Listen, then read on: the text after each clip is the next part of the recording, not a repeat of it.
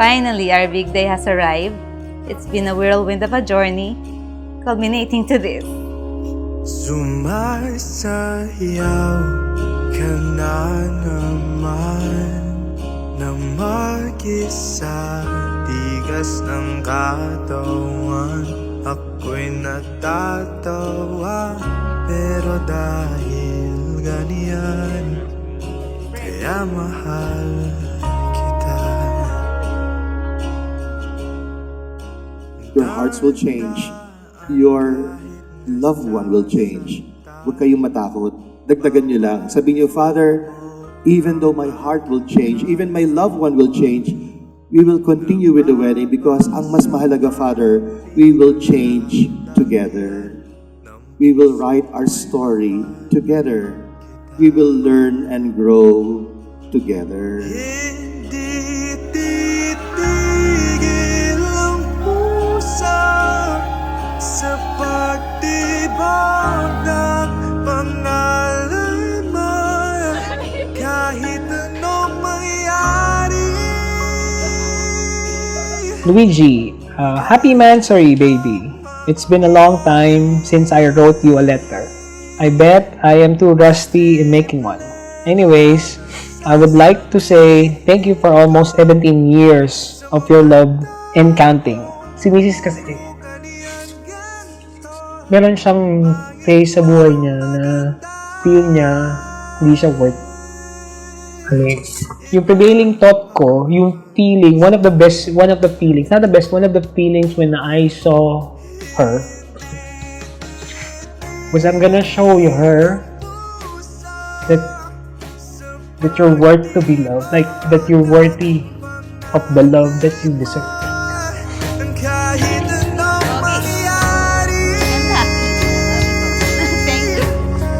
kahit anong mangyari. Salamat sa prayers mo, Lorraine. Kaya siya lumalapit kay Lord sa tulong ni St. Clair is because she wanted to have a second chance in life to be happy.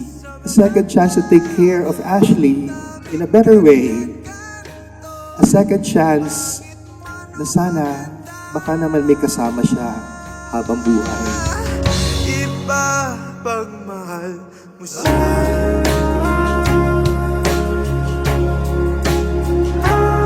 Naka-prepare na!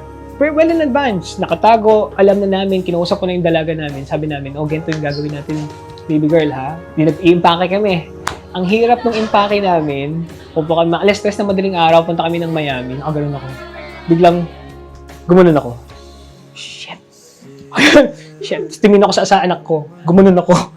Tapos nag-roll eyes na yung anak ko. Sabi, nakalimutan ko yung gift natin. Babe, sorry, nakalimutan ko yung physical gift. Huhu. Happy wedding day. Sana wag ka masyado magalit sa akin kasi nakalimutan ko. Kasalanan ni baby girl. I love you. Oh, may picture din siya. Pati resibo, pinakita niya sa akin. Makulit. At saka sweet siya. Kasi ako tahimik. Yun. Masyado kaming opposite. So, mas okay na. So, I guess, mas nagkiklik kasi magkaiba kami. Pag tama ka at mali siya, mali ka. Okay? Pag mali ka, tama siya, mali ka. Pag Okay. parehas kayong tama siya, tama. Pag parehas kayong mali, kasalanan mo. Yun. We are here again, exchanging I do's, this time in the presence of God, family, and friends in holy matrimony. The novel was rough and long, but definitely worth the wait and effort. I pray that we continue to find strength in God and each other to handle any hardships that will come our way. Hold on to me, I hold on to you. You'll always be one thing I can't lose.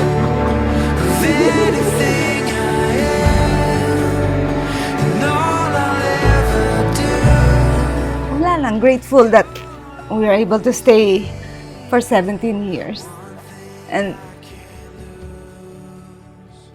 I'm just grateful na ayun, kung ano man yung mga nalagpasan namin, makayanan natin. Don't know how the days they go blink of an eye.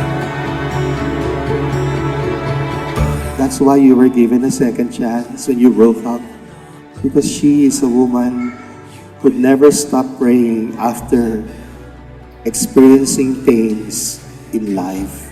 Kaya wag makalimot. Pasensya na, Luigi. Hindi ka ikakasal ngayon dahil pogi ka. Sorry talaga. Ikakasal ka sabagat sagot ka sa mga dasal ni Lorraine.